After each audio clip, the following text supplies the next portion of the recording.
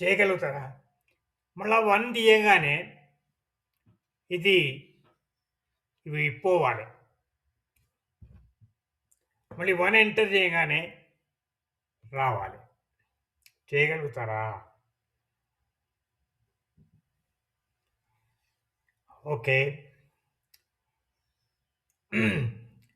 నేను ముందుగా ఈ డేటా అంతా తీసేస్తా.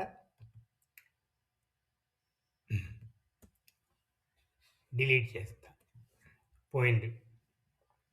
ఇప్పుడు ఇక్కడ ఫార్ములా ఎంటర్ చేస్తా. చూడండి.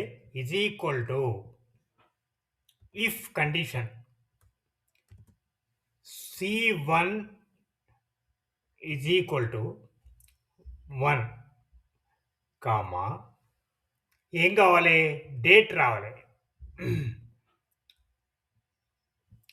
డేట్ కాదు.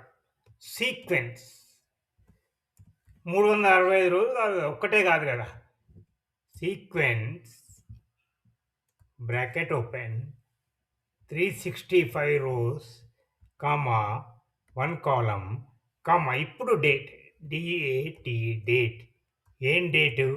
ఇయర్ 2026 అంటే స్టార్టింగ్ పాయింట్ అనమాట ఇది. మంత్ 1 డే 1 ఈ డేట్ ది బ్రాకెట్ క్లోజ్. తర్వాత స్టెప్ ఎంత? 1 ఎవ్రీ డే కాబట్టి ఇది సీక్వెన్స్. ఇప్పుడు సీక్వెన్స్‌ది క్లోజ్. ఒకవేళ C1లో 1 లేకపోతే ఏం కావాలి? బ్లాంక్ ఉండాలి. ఇప్పుడు బ్రాకెట్ క్లోజ్. ఎంటర్. చూసిరా? అన్ని డేట్స్ వరుసగా వచ్చేసినాయి. ఇప్పుడు కరస్పాండింగ్ వీక్ డే కావాలంటే ఇక్కడ మళ్ళీ if A2 is not equal to blank. అక్కడ బ్లాంక్ లేకపోతే కామా ఏం కావాలి?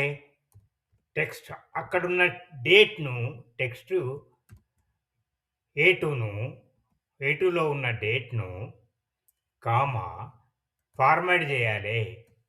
డి 4 సార్లు. Inverted commas close. Bracket close. ఒకవేళ అక్కడ ఏం లేకపోతే A2లో ఇట్ ఈజ్ నాట్ బ్లాంక్ ఇది చేయాలి. బ్లాంక్ అయినట్టయింది ఏం కావాలి? కామా ఇక్కడ కూడా బ్లాంక్ ఉండాలి.